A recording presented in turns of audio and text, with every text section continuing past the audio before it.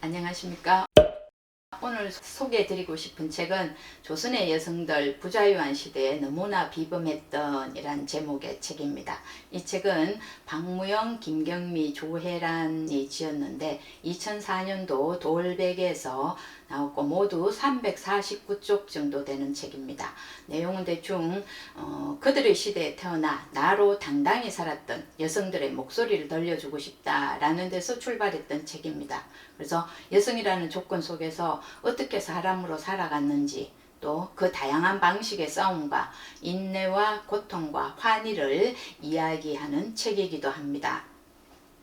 우리가 보통 신사임당이라고 하면은 모두가 현모양처 이렇게 생각하는데, 그런 신사임당을 이야기할 때 다른 부분은 인간적인 면은, 여성으로서의 면은 없었던가, 이러한 것들에 대해서 모두 이야기합니다. 그래서 억압 속에서도 사람다운 품위를 잃지 않았던 사람들의 숨소리를 듣는 것은 그들의 삶을 풍요롭게 할 것이다 라고 서문에서 이야기를 하고 있습니다. 지금 우리가 보면은 현재 사회적으로 여성 담론이 범람하기도 하고, 또 우리 역사 속의 여성들을 이야기하는 다양한 방식의 서술들도 많이 쏟아져 나오고 있습니다. 그러나 이러한 책들은 정치적 기획에 의해서 만들어지고 또 여전히 남성적인 혹은 상업적인 덧칠이 많이 입혀진 것은 아닌가 라는 의문에서 출발해서 우리와 똑같은 여성들이 각자의 삶을 최선을 다해 견디고 살아가고 장악했던, 그래서 다양한 방식들을 드러내고자 했던 것이 바로 조선의 여성들 부자유한 시대에 너무나 비범했던 이란 제목을 가지고 있는 책입니다. 여기에는 14명의 여인들에 대한 이야기가 나옵니다. 그래 보면은 목차는 이렇게 14개의 순으로 되어 있습니다. 들으면 알만한 사람도 있고 또 처음 듣는 이야기도 있는데, 지금 현재가 아니고 그 시대 때 여성이면서 어떻게 이렇게 당당하게 살아갈 수 있었을까를 보여주는 책이라고 할 수 있습니다. 그 중에 오늘 하나 소개해 드리고 싶은 것은 14명의 여인 중에 피라 사건을 겪은 주인공 이옥봉에 대해서 말씀드리고자 합니다. 그래서 피라 사건을 겪은 이옥봉, 그녀는 누구인가 라고 했는데, 이옥봉은 허난스름과 같은 16세기 동시대의 인물이었습니다. 허균 같은 경우에는 자기 누이 허난스름과 같은 선상에 두었던 인물이기도 합니다. 그리고 우리나라뿐만 아니고 중국과 조선에서 간행된 각종 시선집에 난스름과 함께 그녀의 시가 실려 있기도 합니다. 그런데 막상 이러함에도 불구하고 그녀의 삶에 대해서는 잘 알려지지 않았습니다. 그래서 언제 죽었는지 어떻게 죽었는지도 정확한 기록은 없습니다. 그러다가 후대에 와서 대중적으로 홍보되기도 했는데, 실제 이옥봉의 이야기와는 조금 다를 수도 있습니다.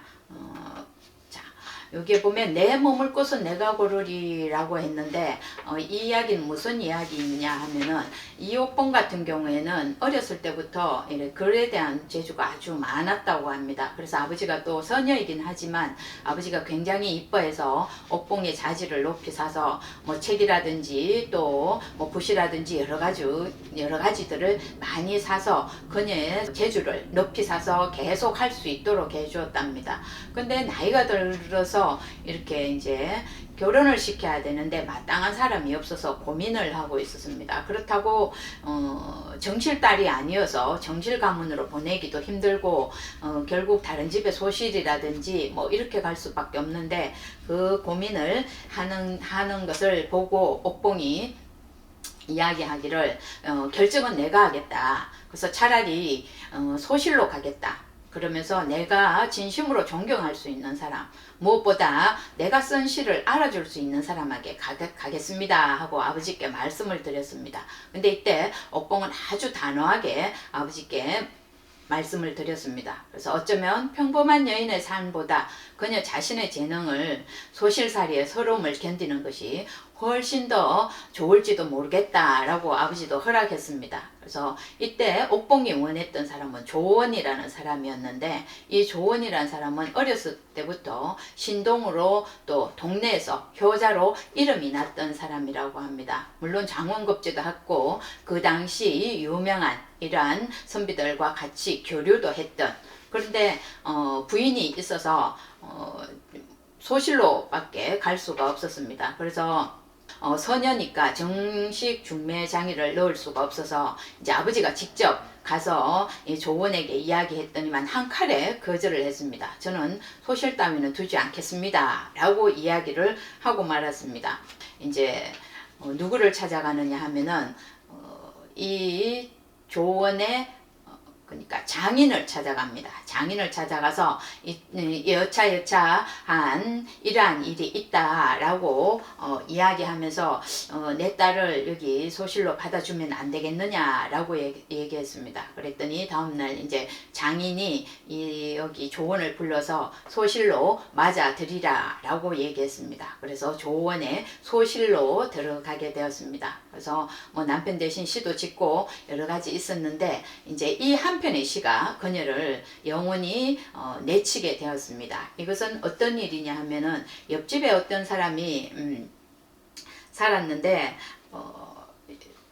아주 억울한 사정이 있었습니다. 그 집 안악이 자기 남편이 소도둑으로 몰려서 이제 구속되었는데, 안악이 와서 하소연하는 소리를 듣고 옥봉이 안타까워서 그럼 내가 시를 한 수 써주마 하고 써주었던 게 바로 이 시입니다. 그래서 위인송호원이라고 원통한 송사를 아뢰다 라는 시입니다.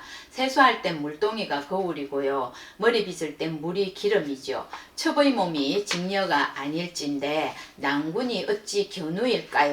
라고 하는 시를 하나 지었습니다. 그래서 원님이 이것을 보고 그 사람을 풀어주었는데 조원 기회까지 들어가게 되었습니다. 그래서 여러 자리에서 어떤 사람이 거기 관원이 조원에게 이러이러한 시를 있었다 이야기하니까 조원이 들어보니까 자기 소실이었습니다. 그래서 이런 재주를 가진 소실을 왜 우리한테 소개시켜 주지 않느냐라고 했는데, 조원은 손님을 보내고 아주 불쾌하게 생각을 해서 옥봉을 향해서 아주 단호하게 말했습니다. 함부로 시를 써주어 나라의 옥사를 풀어주고 다른 사람들의 이목을 번거롭게 하는 데까지 이르다니 절대 용납할 수 없는 일이다. 즉시 내 집으로 돌아가라 라고 했어요. 그래서 옥봉은 울면서 사죄했지만 조원은 그녀가 죽을 때까지 끝내 한 번도 돌아보지 않았다고 이야기합니다. 그래서 친정으로 쫓겨난 몇 년 뒤에 옥봉은 그 그리움을 남편에게 보냈는데, 시를 써서 보내면서 꿈에 다니는 길도 자취가 난다면 문 앞의 바위길은 벌써 모래가 되었을 겁니다 라고 간절히 호소하는 시를 보냈지만 조원은 끝끝내 돌아보지 않았다고 합니다.